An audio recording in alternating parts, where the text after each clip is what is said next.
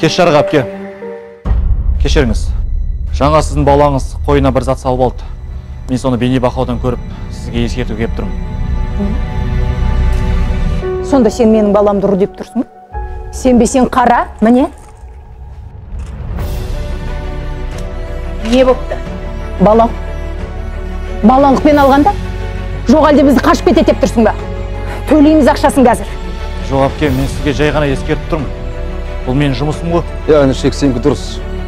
Зарина, дәл қазір мына баланың ісін тоқтағаның дұрыс емес. Балам, алған затын орнына апарып қой.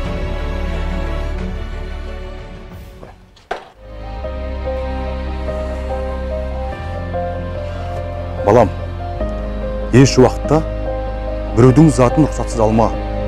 Елдің бәрі сені ұрлықшы атағанын қалайсың ба? Жоқ, әке.